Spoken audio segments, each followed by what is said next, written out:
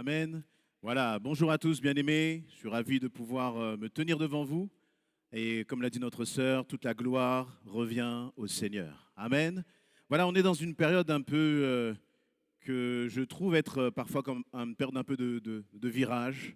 On se pose des questions. Il y a nos jeunes là qui ont reçu peut-être des réponses par rapport à leurs examens, qui se posent des questions aussi sur l'avenir. On est en même temps au milieu de l'année, finalement, 2026. On a commencé certainement avec peut-être des souhaits, des désirs, des choses que nous voulions réaliser dans notre vie tout au long de cette année. Peut-être que c'est dans ta famille, dans ton travail. Peut-être que c'est dans l'Église et dans ce temps justement un peu où on se pose des questions. Qu'est-ce que je vais faire demain? Vers quoi finalement je suis en train de me diriger. J'aimerais qu'on puisse pas simplement réfléchir ensemble, mais se positionner devant le Seigneur. Vous savez, on court à droite, on court à gauche, et finalement, nos vies, on est presque parfois en train de la subir. On la subit parce qu'on court au travail, il y a la famille dont il faut s'occuper quand on rentre, et puis ensuite, il y a même l'Église. Et tout ça, on a un emploi du temps tellement chargé que parfois, quand on se pose, on se dit, mais finalement, qu'est-ce que j'ai fait de ma vie? Qu'est-ce que j'ai fait de l'année qui s'est écoulée? Qu'est-ce que j'ai fait des 5 dernières années, par exemple? Et laissez-moi vous dire que notre Dieu, c'est un Dieu de projet, c'est un Dieu qui a une vision, c'est un Dieu qui fixe un cap. Dans Éphésiens chapitre 2, verset 10, le Seigneur nous dit ceci, l'apôtre Paul dit ceci à travers à l'église d'Éphèse. Il dit, Éphésiens 2, 10, « Ce que nous sommes, nous le devons à Dieu, car notre union avec le Christ, Jésus, Dieu nous a créés pour une vie riche de bonnes œuvres, qu'il a préparées d'avance afin que nous les accomplissions. » Il nous dit que nous avons été choisis par Dieu. Il nous a créés. Et il nous a créés pourquoi, bien-aimés? Pour une vie d'œuvres bonnes qu'il a préparées d'avance. Pardon, j'ai oublié un adjectif important, pour une vie riche d'œuvres bonnes qu'il a préparées d'avance. Est-ce que tu as été choisi par le Seigneur? Amen. Et est-ce que du fait que tu as été choisi par le Seigneur, tu réalises qu'il a préparé pour toi une vie riche? Est-ce que tu vis cette vie riche? Est-ce que tu dans ton quotidien, expérimente vraiment cette vie riche finalement. Riche, ce n'est pas comme aux yeux des hommes.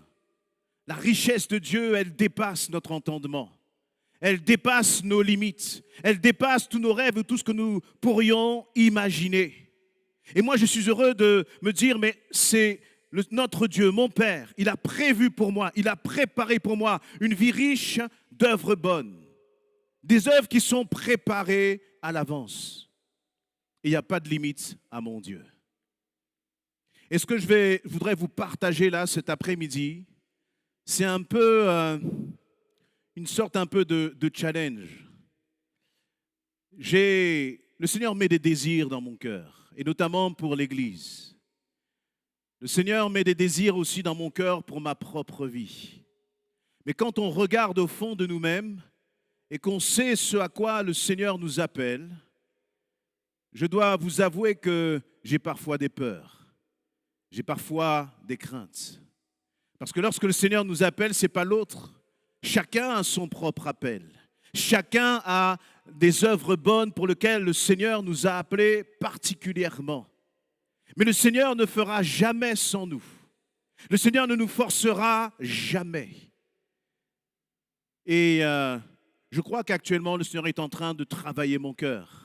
Il est en train de me dire, il va falloir que tu laisses tes peurs, tes craintes de côté pour entrer dans ce que j'ai pour toi.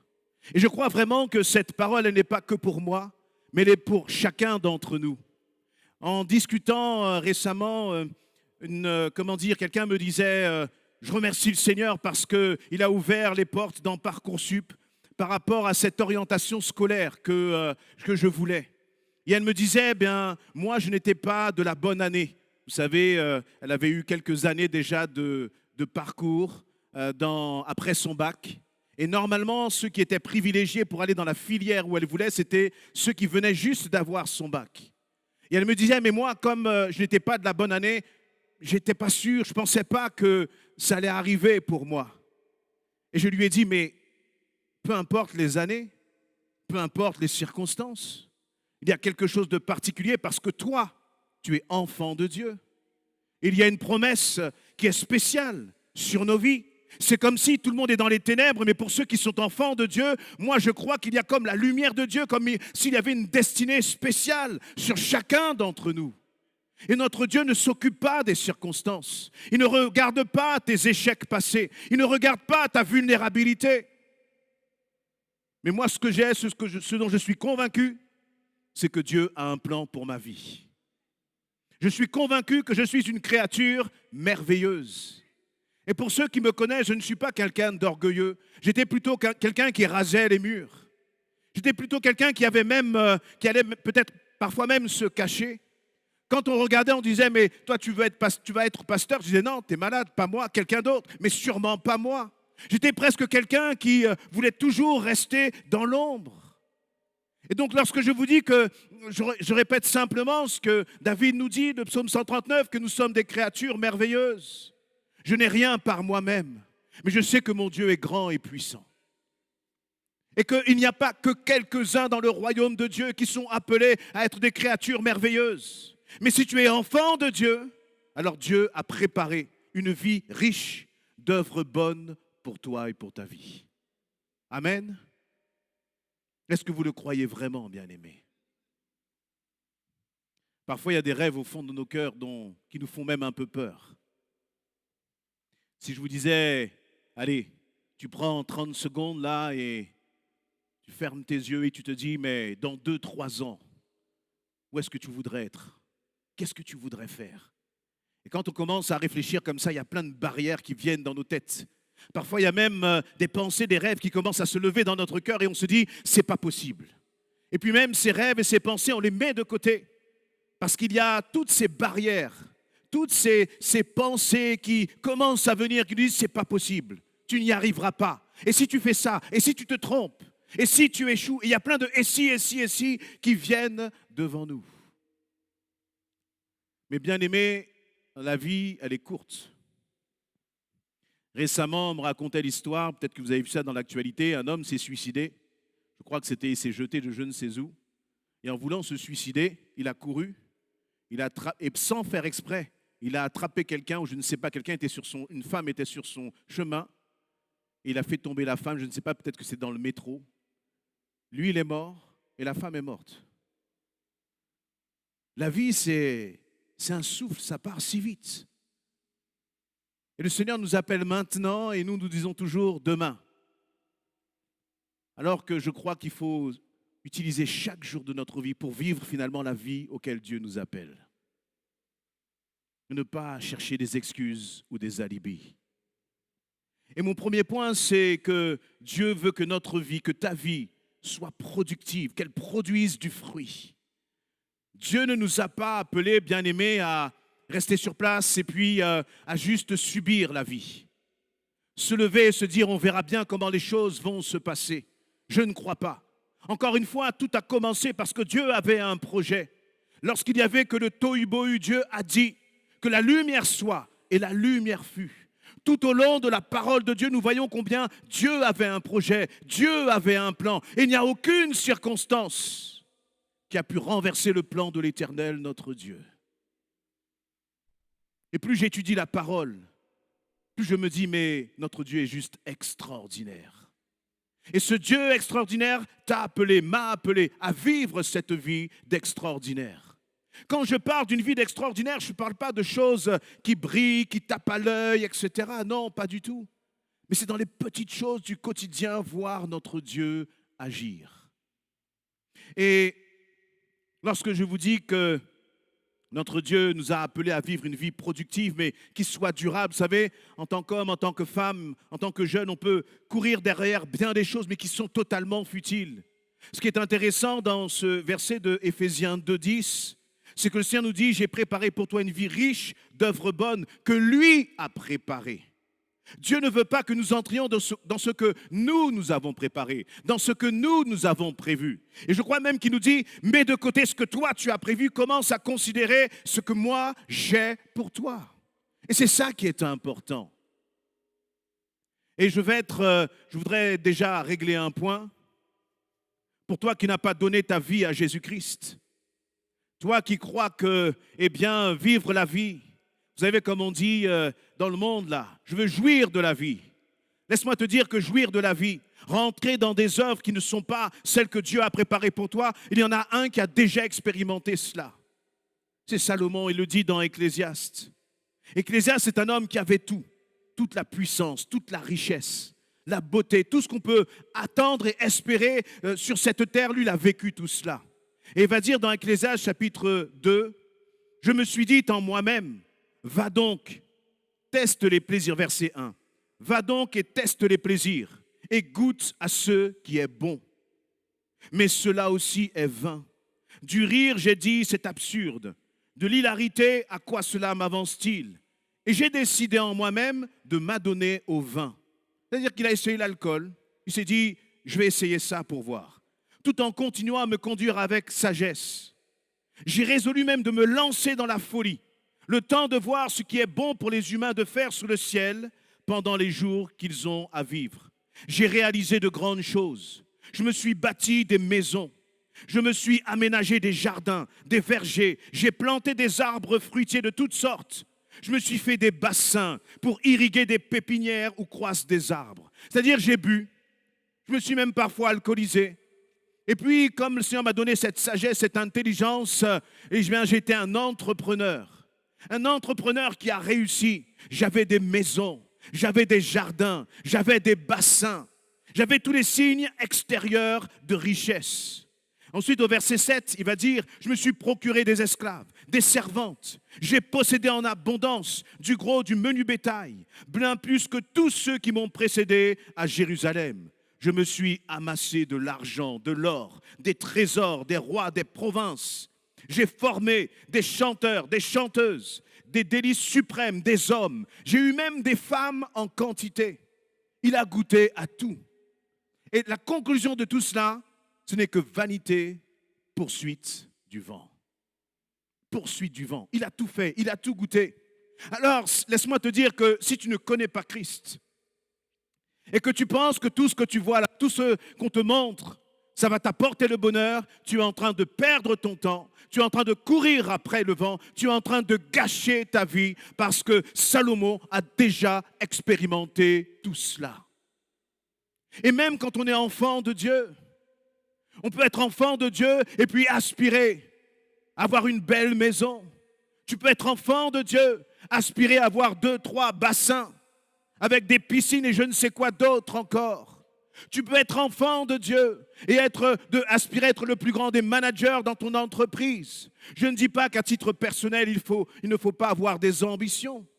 Je ne dis pas qu'à titre personnel, ce n'est pas bon de vouloir évoluer dans la société. Mais je dis qu'au final, il faut faire attention au prix payé pour tout cela. Parce que ce ne sera que vanité et poursuite du vent. Vanité et poursuite du vent, bien-aimé. Parce que je ne crois pas que moi j'ai donné ma vie à Christ pour que finalement j'ai beaucoup d'argent. Si j'ai beaucoup d'argent, je vous assure, je prends, je dis merci Seigneur. Et quand j'ai beaucoup moins, j'ai dit Seigneur, qu'est-ce qui se passe? Envoie la rosée. Mais on ne vit pas pour cela. Ce n'est pas un but, ce n'est pas un objectif dans la vie. Tout ça, ça va partir, ce n'est que du vent. Ce ne sont pas les œuvres que Dieu a préparées d'avance pour chacun d'entre nous. Ce n'est pas ça, ce n'est pas pour cela que le Seigneur nous a appelés. Mais il nous a appelés, comme je le disais tout à l'heure, à avoir une vie qui soit productive. Amen. Qui soit productive. Ne regarde pas à droite et à gauche ce qui se passe dans le monde. Vous savez, à l'ère des réseaux sociaux, on voit tout le monde, ça brille, ça, c'est du tape à l'œil, et les gens sont tristes, malheureux, parce qu'ils n'ont pas Jésus-Christ. Et finalement, on court de plaisir en plaisir, jusqu'à ce on va s'exploser la tête. Salomon a dit, mais même l'alcool, moi, même le vin doux j'ai essayé, finalement, ça n'a rien apporté. Ça n'a rien apporté. Tu peux être célibataire et te dire, je suis malheureux, je suis seul. Même le mariage, là, c'est pas ça qui va te rendre heureux. C'est pas ça qui va... C'est Jésus-Christ qui rend heureux. Alléluia. C'est Jésus-Christ qui rend heureux. Et il n'y a que lui, bien-aimé. Et parfois, on se fait beaucoup d'illusions.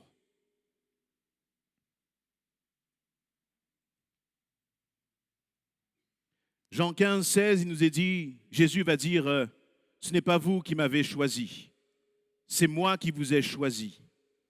Je vous ai donné mission d'aller, de porter du fruit et du fruit qui soit durable. Amen. Du fruit qui soit durable. Et même Jésus, lorsqu'il a prié, il a dit que ton règne vienne, que ta volonté soit faite. Ce pourquoi nous avons été appelés, bien-aimés, c'est pour accomplir la volonté de Dieu dans nos vies. Alléluia. Mais parfois, la réalité, c'est qu'il y a tellement d'obstacles pour entrer justement dans les plans de Dieu, pour entrer dans ce que Dieu a pour nous. Je disais tout à l'heure, et je pense que c'est vraiment important, de s'arrêter quelques instants et de se dire, mais quels sont les projets? Quelle est ta vision, Seigneur, pour ma vie? Parce que sinon, on court, et on se rend compte qu'on a battu du vent. Vous savez, même dans le service à l'église, tu peux enchaîner service sur service, mais finalement, tu ne t'es jamais posé pour te demander, mais Seigneur, qu'est-ce que tu veux vraiment de ma vie? Qu'est-ce que tu veux vraiment de ma vie?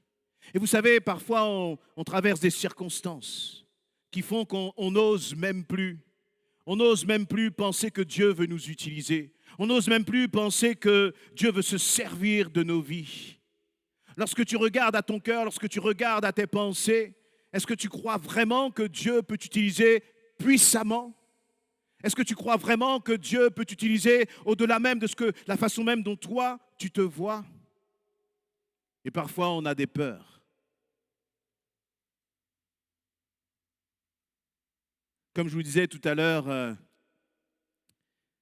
combien de fois dans ma vie, même encore aujourd'hui, j'ai peur de me retrouver peut-être dans des défis où le Seigneur voudrait ouvrir des portes. Et je me dis, Seigneur, mais j'ai peur de prendre la responsabilité. J'ai peur Seigneur éternel, d'entrer dans ce que toi tu veux. Parce que, vous savez, au-delà de nos masques, on se connaît chacun à l'intérieur. Tu connais tes faiblesses, tu connais tes vulnérabilités, tu connais ce que peut-être tu n'oses pas exprimer ou partager. Et avec ces craintes et ces peurs que nous avons, eh bien, nous n'osons pas entrer dans les plans que Dieu a pour nous, pour nos vies. Mais je rappelle la vision que le Seigneur a mise sur notre cœur de l'Église essentielle, c'est des disciples qui font des disciples dans l'amour. Et des disciples qui font des disciples, ce sont des hommes et des femmes qui n'ont pas peur d'entrer dans les projets de Dieu pour nos vies. Quand je pense à chacun de nos jeunes, eh bien, le Seigneur me donne de voir, et pas que les jeunes d'ailleurs, mais des choses extraordinaires, des potentiels qu'il met dans le cœur des uns et des autres. Et je me dis, mais Seigneur, quand le frère, quand est-ce que la sœur là va réaliser que Dieu a mis quelque chose en elle qui va bénir au-delà de ce qu'elle peut même imaginer? Parfois, tu restes dans ton petit coin, parfois même parce qu'on est emporté par les situations, par les circonstances. Vous savez, l'ennemi a un moyen de nous abrutir, c'est qu'il met des épreuves là. Dans ta famille, il met des épreuves.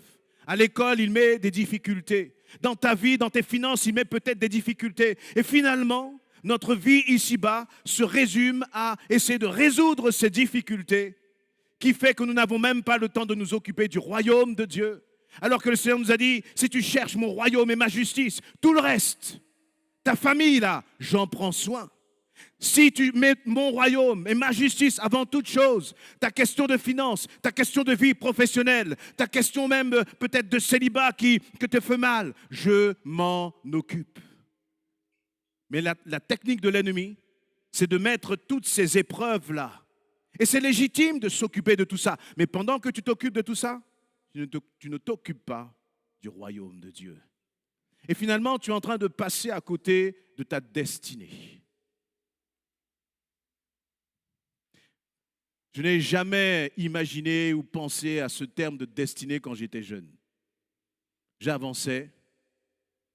Je n'avais pas des parents, ils faisaient comme ils pouvaient, mais je n'avais pas des parents qui nous parlaient de ces choses-là. Ils se battaient eux-mêmes avec, j'allais dire, leur propre combat. Et moi, j'avançais à l'école comme je pouvais. Mais en fait, je ne regardais pas très loin, je ne voyais pas très loin. Et je crois que notre Dieu, c'est un Dieu qui voit loin. Amen. Est-ce que tu crois, toi, pour ta vie, que tu as une destinée en Jésus-Christ? Amen. On pourrait se lever quelques instants. Et puis et je continuerai après. On va prier, on va dire, Seigneur, je crois vraiment que tu as une destinée pour ma vie. Quand tu dis cela, là, mets tes craintes, tes peurs, mets, excuse-moi, ta petite vision, mets-la de côté. Commençons à entrer dans la grande vision que Dieu a pour nos vies. Vous êtes d'accord pour élever la voix dans ce sens, ouvrir vos cœurs par la foi. Alléluia. Seigneur éternel, notre Dieu, notre roi. Seigneur éternel, mon Dieu, je ne veux pas marcher avec ma vue. Je ne veux pas marcher avec ma vision éternelle, Seigneur. Mais je veux vraiment marcher dans ce que toi, tu as pour moi. Je veux marcher, Seigneur éternel, mon Dieu, par la foi. Je ne veux pas marcher avec mes échecs, mes craintes et mes peurs, éternel, ô Dieu Tout-Puissant. Mais je veux me livrer totalement à toi, Seigneur.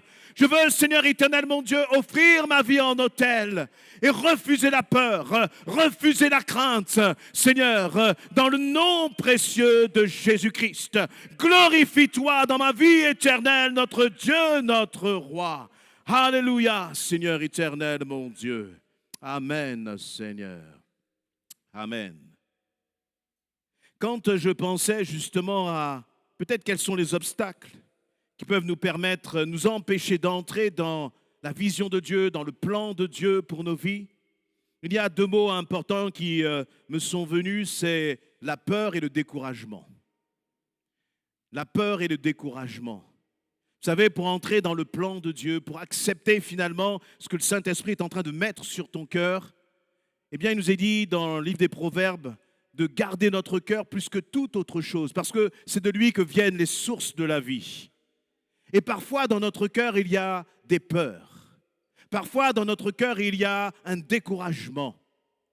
Et lorsque je regarde notamment à cet homme extraordinaire que Dieu a utilisé, qui s'appelle Élie, on a deux images d'Élie.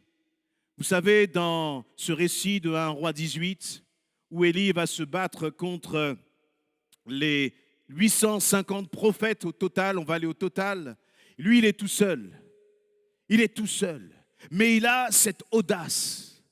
Il va dire dans 1 Roi 18, versets 18 et 19, lorsque Akab même va venir comme pour le menacer, Élie va dire ce n'est pas moi qui sème le trouble. Élie répondit, je ne trouble pas Israël. Au contraire, c'est toi et ta famille qui le faites, puisque vous avez abandonné les commandements de l'Éternel et que tu as suivi les Baals. 19. Fais maintenant rassembler tout Israël vers moi, au mont Carmel, avec les 450 prophètes de Baal et les 400 prophètes d'Astarté qui mangent à la table de Jézabel. Élie, il est tout seul. Il est face à un roi puissant. Et il va avoir cette audace, cet affront de dire au roi Akab, écoute, c'est pas moi là qui fait que le peuple est dans une telle situation, c'est toi qui es le responsable. Et maintenant, moi qui suis prophète, je te dis, tu vas rassembler tes 850 prophètes. Il a manifesté de l'audace. Alors qu'il avait toutes les raisons pour avoir peur s'il regardait à lui-même. Les circonstances n'étaient pas du tout favorables pour que Élie puisse se positionner de cette façon. Et ce même Élie, vous savez ce qui s'est passé dans 1 Roi 19 ? Lorsque Jézabel et Akab vont venir et vont menacer Élie. Il nous est dit au verset 3, Élie prit peur. 1 Roi 19, verset 3. Et il s'enfuit pour sauver sa vie. Le même Élie à un moment a eu cette audace et a remporté la victoire et finalement est entré dans le plan de Dieu. Et le même Élie, un chapitre après, contre les mêmes personnes, eh bien, il nous est dit qu'il a eu peur. Qu'il a eu peur. Et vous voyez, avec la peur, finalement, on limite la vision de Dieu.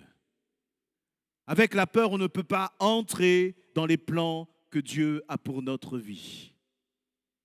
Avec la peur, finalement, on est comme paralysé. Et plus on a peur, plus on s'éloigne de Dieu. Finalement, Élie, parce qu'il avait peur, eh bien, finalement, il s'est éloigné, il a commencé à entrer dans le désert. Il est même rentré dans une dépression à cause de sa peur. La peur de l'échec. Vous savez, ce n'est pas facile de se lever et de commencer à entrer dans ce que Dieu veut pour nos vies. Si le Seigneur te demande, lève-toi et commence à t'engager dans tel service, qu'est-ce que tu vas ressentir au fond de toi? Tu vas dire, non, non, pas moi, les autres, parce que tu as peur. Si le Seigneur commence à te demander de te positionner, est-ce que tu vas oser entrer dans le plan de Dieu? Vous savez, et on le redit très souvent, le Saint-Esprit, c'est un gentleman, il ne va forcer personne.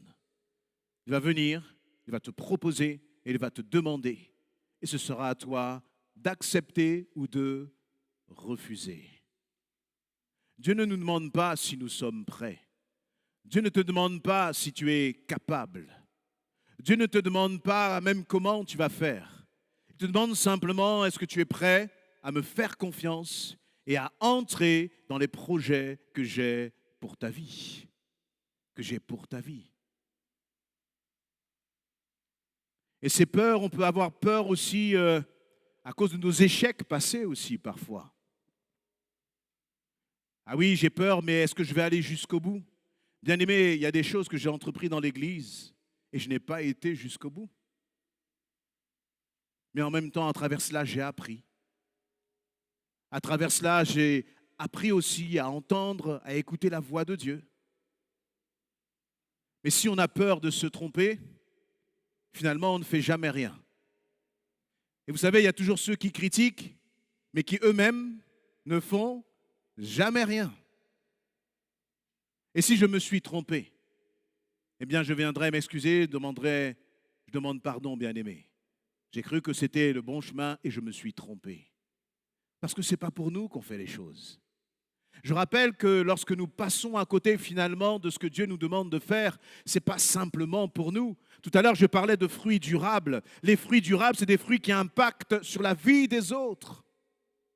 Et vous savez ce qui s'est passé lorsque Élie est entré dans le désert et que le Seigneur lui a dit maintenant, d'une certaine façon, arrête, lève-toi et va.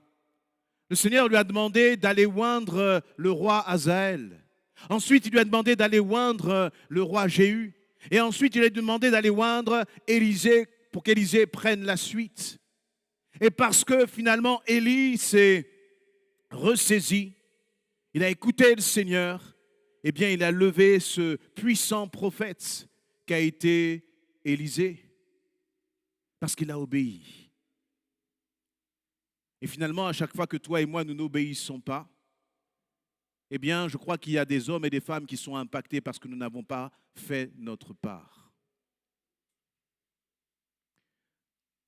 Lorsque le Seigneur met des choses dans mon cœur pour l'Église essentielle, vous savez ce qui fait qu'à un moment, j'arrête et je suis en train d'arrêter de regarder à mes craintes, c'est que je vois ce que Dieu veut faire.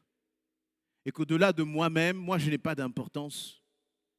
Moi, je n'ai pas besoin de faire des choses pour être heureux. Je suis déjà heureux. Je suis déjà heureux. Mais si je m'arrête là, eh bien, je crois que, vous savez, notre Seigneur, lorsqu'il va revenir, il va nous demander des comptes. Il va dire, mais tout ce que je t'ai donné, qu'est-ce que tu en as fait? Est-ce que tu l'as enterré en attendant mon retour? Ou est-ce que tu l'as mis à disposition du peuple de Dieu pour multiplier? Et vous savez, il n'y a aucun pasteur qui peut faire quelque chose tout seul. Et j'aimerais que chacun puisse réaliser à quel point ta détermination, ton courage, ta persévérance est un encouragement pour les autres, pour ceux qui sont autour de toi. Moi, je peux le dire à titre personnel, et je l'ai dit à plusieurs reprises là, ces derniers temps. Hier encore, avec une sœur, on parlait d'une autre sœur qui, depuis même l'église de Sarcelles, était fidèle dans les tempêtes, quand c'était difficile, quand il fallait traverser toute l'Île-de-France, avec les enfants, qu'il pleuve, notre pasteur lui disait, qu'il pleuve, qu'il neige, qu'il fasse chaud, etc. Elle était là. Puis même si on ne dit rien, on regarde. Et ça nous encourage. Vous savez, quand j'ai commencé à boiter, on me disait, mais wow, pasteur, tu viens même avec tes béquilles. J'ai dit, vous rigolez ou quoi? Il y a des sœurs là qui viennent ici. Vous voyez, moi, c'est pour un temps. Elles, c'est leur vie du quotidien. Elles viennent ici et elles ne se plaignent de rien. Elles viennent même plus que ceux qui ont 2 pieds et 2 mains et qui marchent. Elles viennent même plus que ceux qui peuvent courir. Et moi, lorsque je regarde cela, je suis encouragé. On ne le voit pas là, mais dans le silence, il y a des sœurs là qui sont passées, des frères aussi qui passent par des situations terribles dans leur maison, dans leur couple, des couples qui sont brisés. Mais elles tiennent la main de Dieu, quoi qu'il arrive, quoi qu'il en coûte, jusqu'au bout. Amen. C'est ça, entrer dans la vie riche avec les œuvres que le Seigneur a préparées d'avance. C'est dire à l'ennemi que, quoi qu'il arrive, tu ne me voleras pas les œuvres que le Seigneur a préparées sur ma vie dans le nom de Jésus-Christ. Amen. Alléluia. Il ne faut pas se laisser, décourager. Et moi, je crois que le Seigneur voit ce que nous appelons des petites choses. Vous savez, nous, on voit ce qui est sur l'estrade et ce qui passe sur les réseaux. Mais le Seigneur voit quand tu as apporté même un petit verre d'eau à celui qui était dans le besoin. Ça, le Seigneur le voit. Et c'est ce qui est riche. C'est ce qui est encourageant. Et parfois, on peut avoir encore une fois des découragements. Des découragements parce que, tu as eu des déceptions.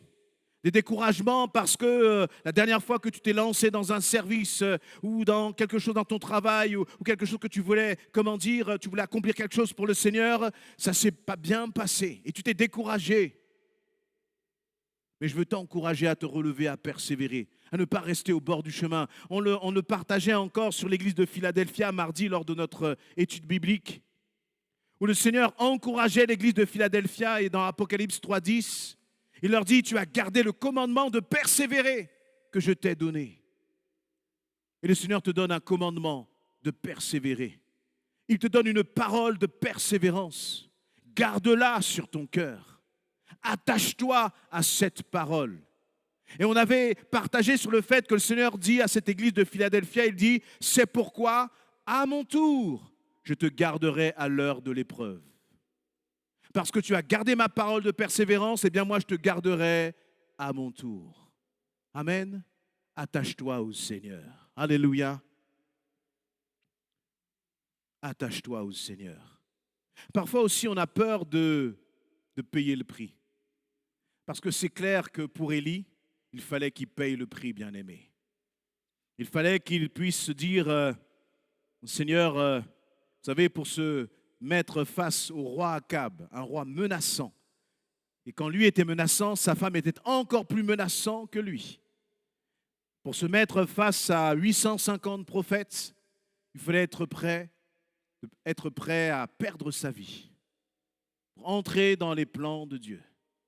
Prêt parfois peut-être à perdre son honneur, prêt parfois à s'exposer.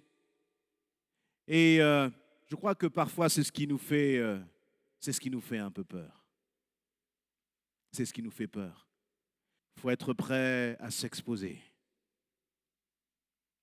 Vous savez, regardez l'Église, regardez peut-être tous les bien-aimés qui étaient là, qui se sont baptisés, qui maintenant ont lâché peut-être la main du Seigneur. S'ils ont été dans d'autres églises, gloire à Dieu, ils sont toujours dans le royaume de Dieu.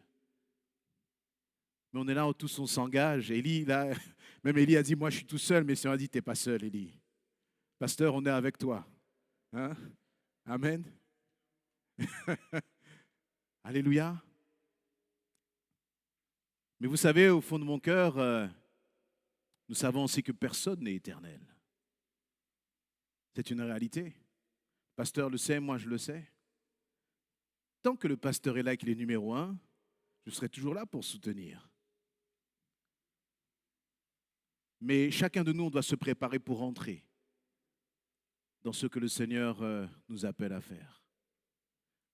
Chacun de nous, on doit se préparer dans une nouvelle saison, dans autre chose. Et le Seigneur a quelque chose pour toi.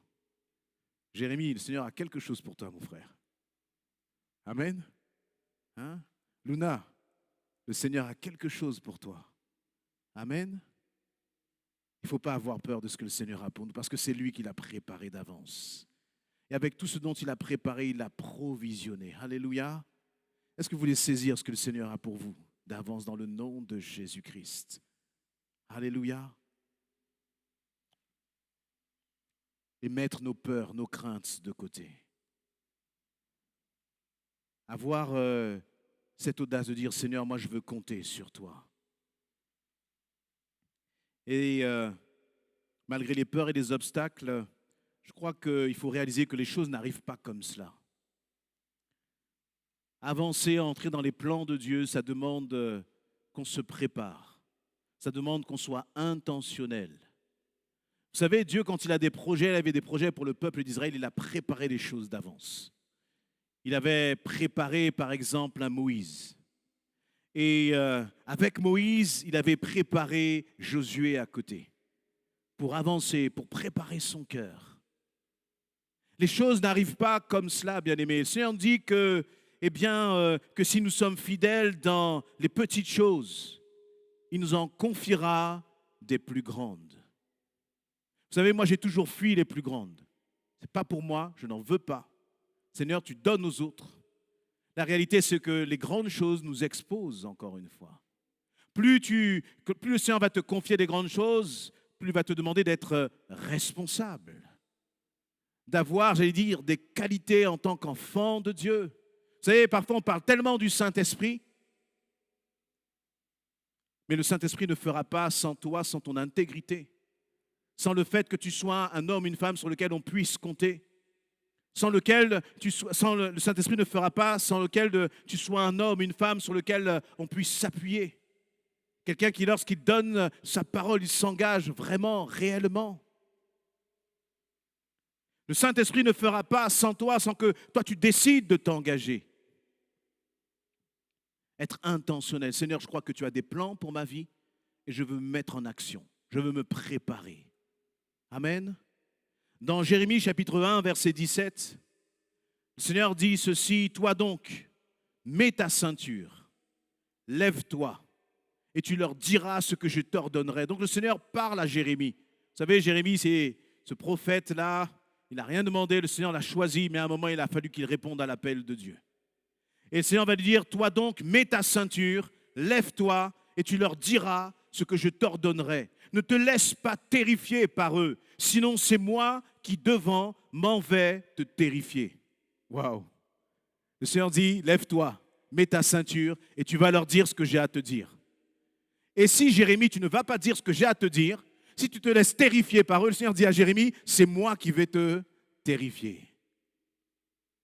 On a des craintes, encore une fois, on a des peurs, mais je crois qu'à un moment, il faut se décider et de dire, Seigneur, je ne regarde plus à mes craintes, je ne regarde plus à mes peurs, mais je m'engage. Je me lève, Seigneur, et je veux faire ce à quoi tu m'appelles. Ce à quoi tu m'appelles. Il faut être intentionnel, bien-aimé. Vous savez, parfois, on est là, on a des conférences, des ateliers, notamment les jeunes, ils voient très souvent cela. On nous dit, c'est quoi ton appel ? Et j'ai envie de te dire, arrête de réfléchir à c'est quoi ton appel, mais commence à te lever. Commence à servir ton Dieu. Quand on te demande de faire quelque chose, arrête de trembler, arrête d'avoir peur. Et dis, Seigneur, je le ferai avec mes craintes, avec mes peurs, avec mes faiblesses. Tes peurs ne peuvent pas décider pour ta vie. Tes peurs ne peuvent pas décider pour ta destinée. Tu peux dire, Seigneur, j'ai peur, mais peu importe mes peurs, je me lève et je te fais confiance. Et si je me trompe, Seigneur, tu me réorienteras, tu me redirigeras, parce que tu es un Dieu de grâce et je peux m'appuyer sur toi. Vous voulez que je vous partage mes erreurs?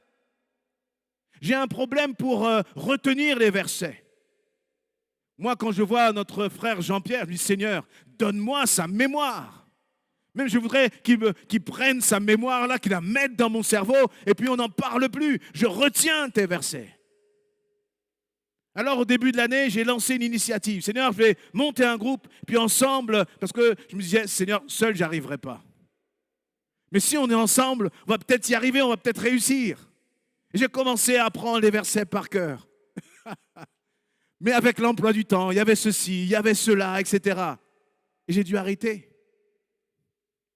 Mais pour un pasteur, moi, je dois aller jusqu'au bout. Mais je n'ai pas pu aller jusqu'au bout.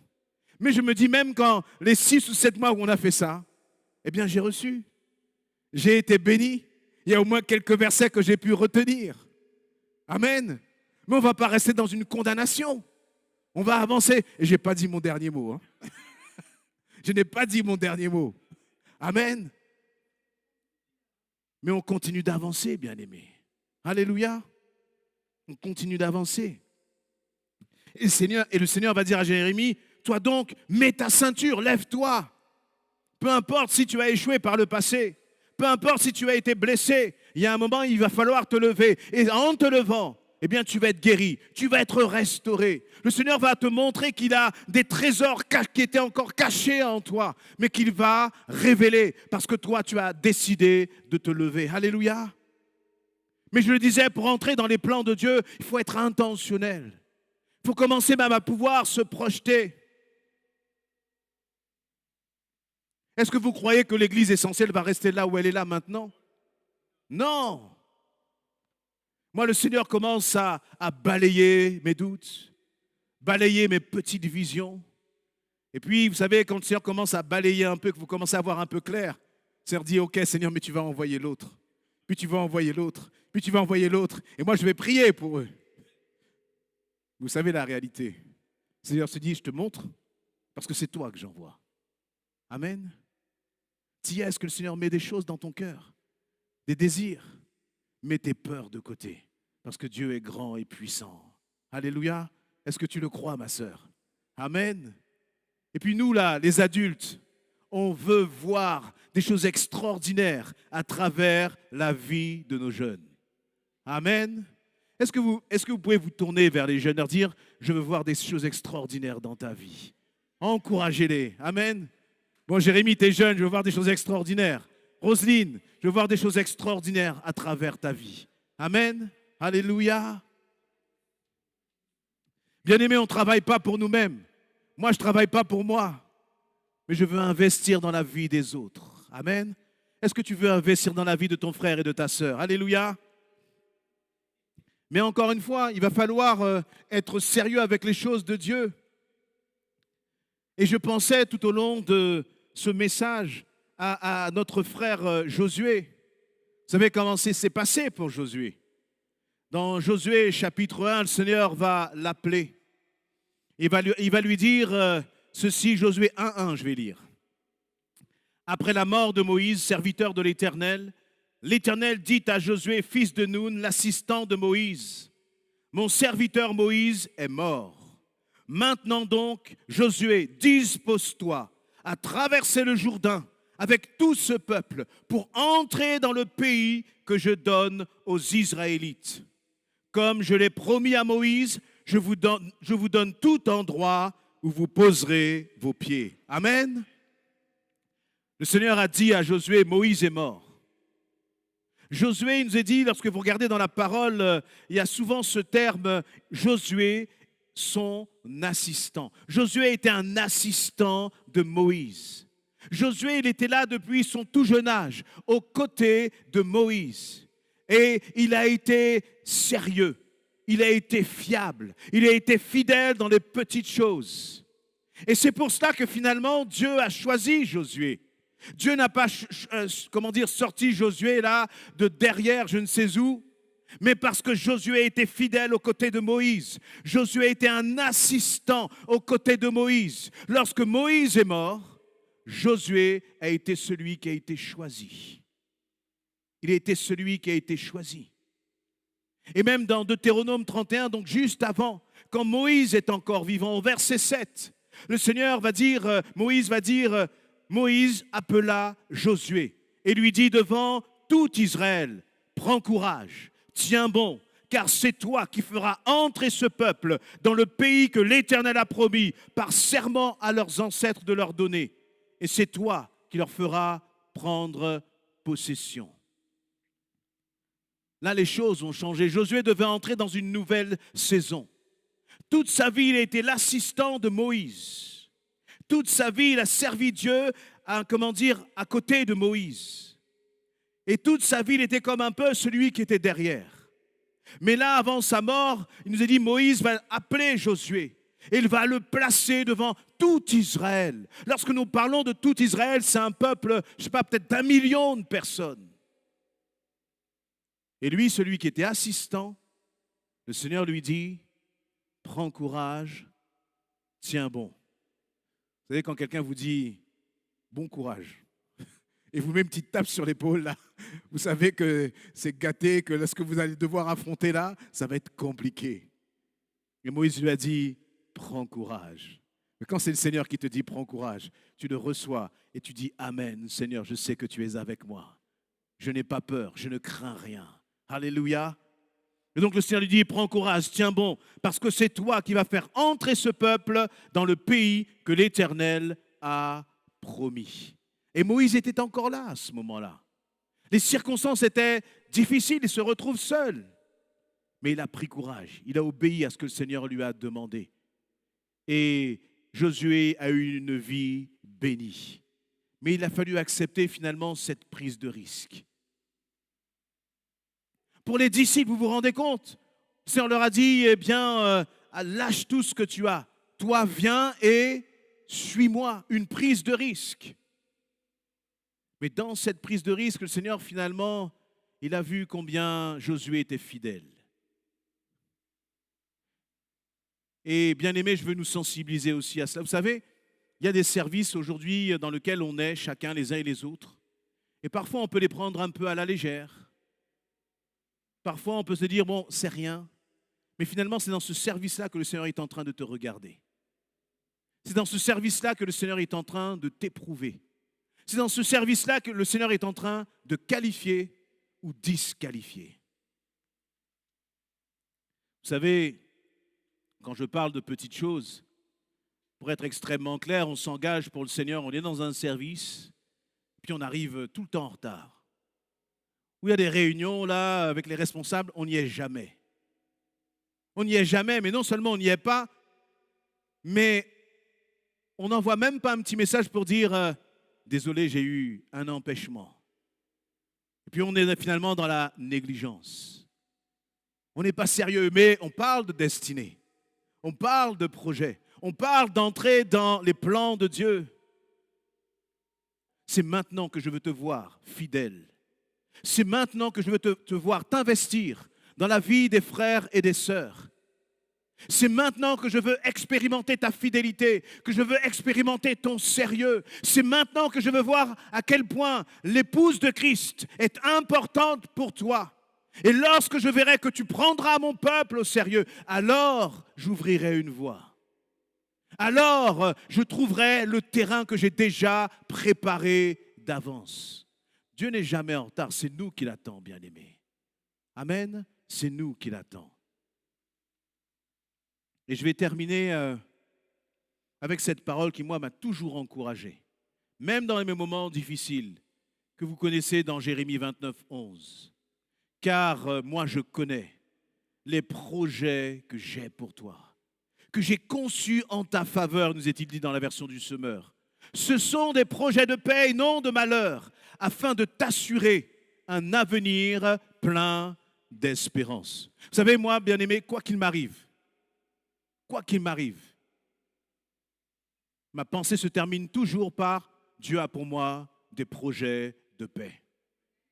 Je peux avoir une patte cassée, Dieu a pour moi des projets de paix. Amen. Et non de malheur. Et la question qui se pose, c'est Seigneur, comment est-ce que je peux disposer mon esprit? Quel état d'esprit je dois avoir pour entrer dans les projets de paix que tu as pour moi? Parce qu'il y a des projets, ils sont là devant moi, ils sont là devant toi. Mais est-ce que toi, tu veux entrer dans ces projets? Est-ce que toi, tu es prêt à abandonner tes craintes, tes peurs, tes angoisses pour dire, Seigneur, moi, je vais entrer dans ce que tu as pour moi, dans le nom de Jésus-Christ. Moi, le Seigneur met des projets dans mon cœur pour l'Église essentielle. Il met une vision pour l'Église essentielle. Une vision de croissance, une vision de multiplication.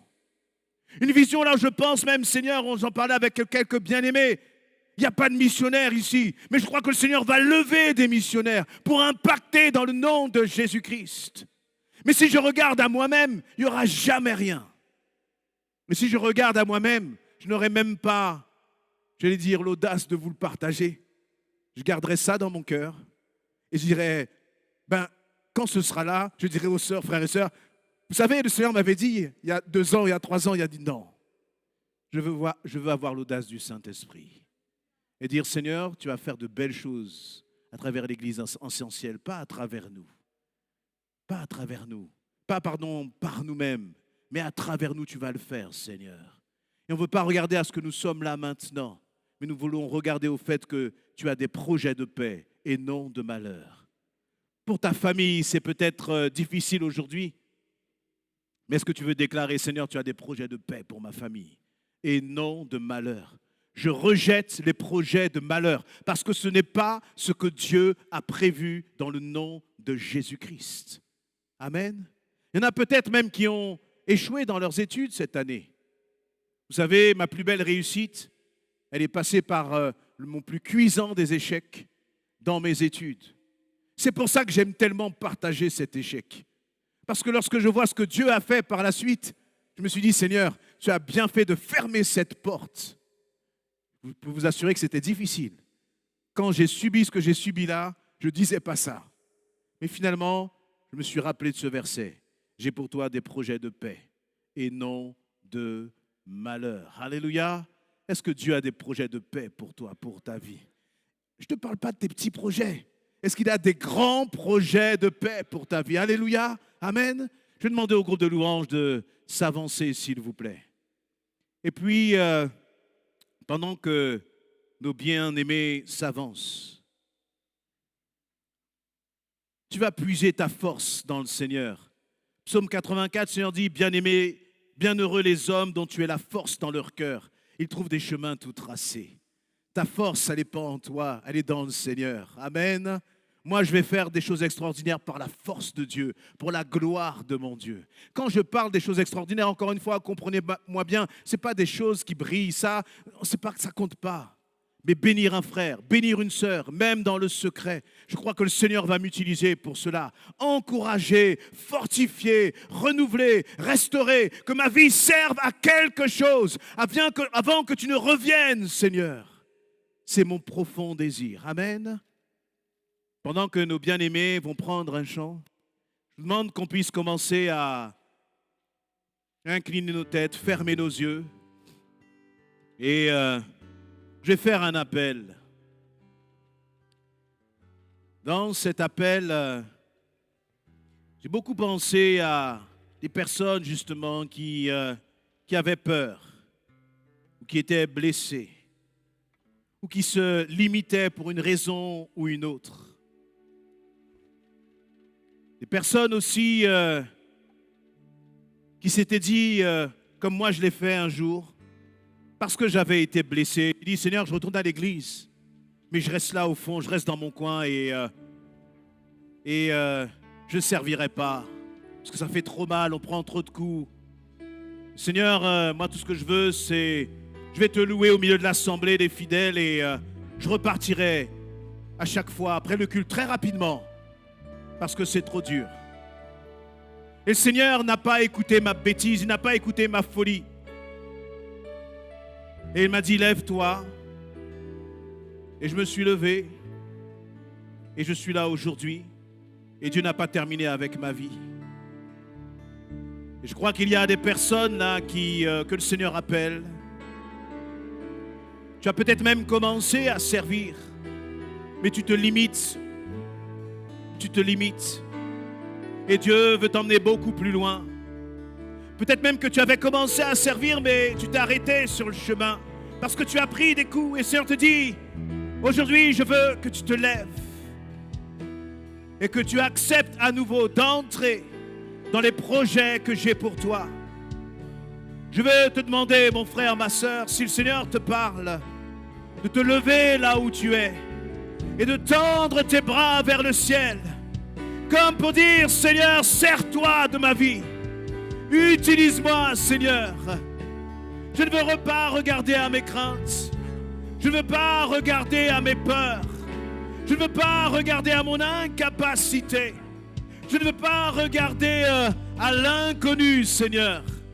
Mais je veux venir tel que je suis pour que tu accomplisses des choses extraordinaires et qui me dépassent.